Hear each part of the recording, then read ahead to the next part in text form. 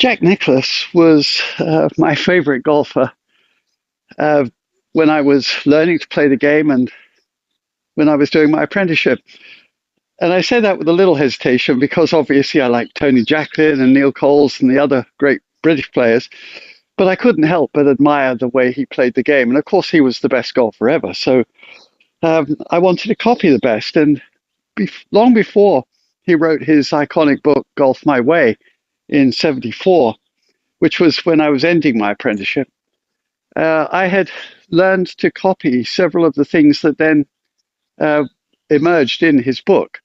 And a couple of things that he didn't mention very much that I saw and I now realize incorporated into my own game. And so he mentioned waggle relatively briefly, but he noticed something that I had always noticed, and I like that. He noticed that when good golfers waggled, there was an attendant movement of the legs. And how I describe it to my clients is that synchronous with the hand and wrist action of the waggle, there's a little padding, rather like a tabby cat getting ready to sit down. And you're shifting your weight from one foot to the other, synchronous with the hands.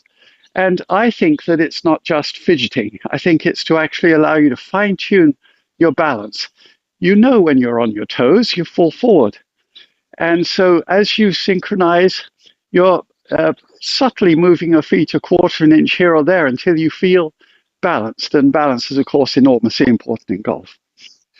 And then when he got ready to swing the golf club, he actually tensed up a little bit, not in a bad way. It wasn't rigid. He would just make sure his arms are fully extended. Depending on the shot, he would subtly put in a slight hand advance, what they call a forward press, but just slightly. And he would also do something else of great value. He would, before he swung, he would turn his left ear toward the ball as if he were listening to it. And I think the benefit is enormous because most people are right eye dominant. And so when they look at the ball, it's this eye that wants to do it.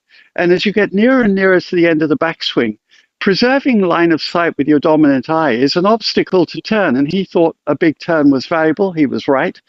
And he turned his left ear toward the ball so that it's basically telling your right eye, get over it. This is all you're going to get.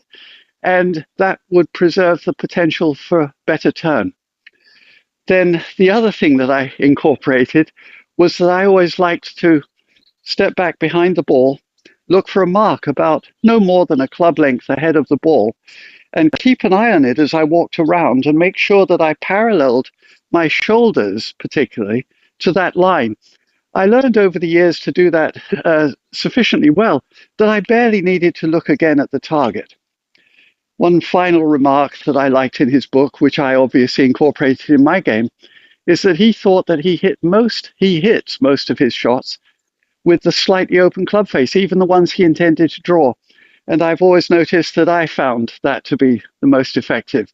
So having the club perfectly square at address is obviously logical. But there's the best golfer in the world that thought that a slightly open club face, not just because he preferred a fade, was better for him. And for me, it's true.